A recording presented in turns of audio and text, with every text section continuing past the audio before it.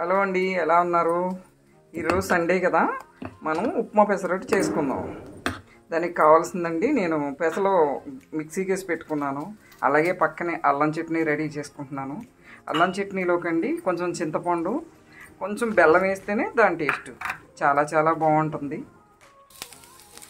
అలాగే ఉప్మా కూడా రెడీ చేసి పెట్టుకుంటున్నాను.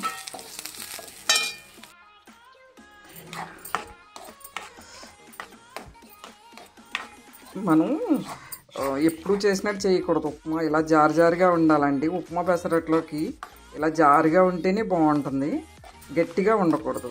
మనం మామూలుగా ఉప్మా అయితే గట్టిగా చేసుకుంటాం కదా, అలా ఉండకూడదు. ఇలా జారినట్టు ఉండాలి. జారినట్టు ఉంటేనే బాగుంటుంది. ఇప్పుడు పెసరట్టు వేసుకుందాం. చాలా చాలా బాగుంటుందండి. దాంట్లో మనం కొంచెం ఉల్లిపాయలు, జీలకర్ర ఎక్కువ వేసుకుందాం. జీలకర్ర తినండి, పైచం అది ఉండదంటారు కదా, చాలా బాగుంటుంది. మనం నూనె కాకుండా నెయ్యి వేసుకుందాం. నెయ్యి తినండి, చాలా బాగుంటుంది టేస్టు.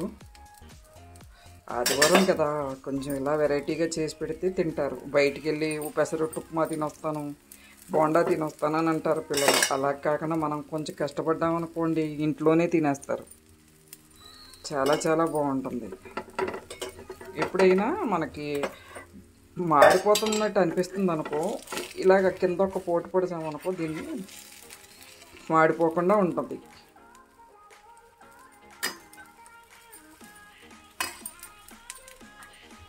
మనం ఉప్మా వేసుకుందాం. ఇంకా కొంచెం గట్టిగానే ఉంది, ఇంకా కొంచెం జారుగా వస్తే చాలా బాగుంటుంది.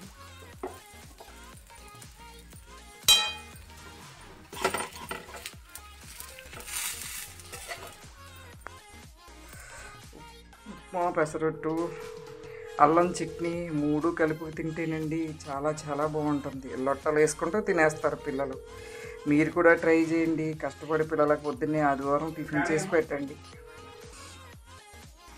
మీకు కూడా నచ్చితే ఒక లైక్ కొట్టండి. ఓకేనా? నెక్స్ట్ వీడియోలో కలుద్దామండి.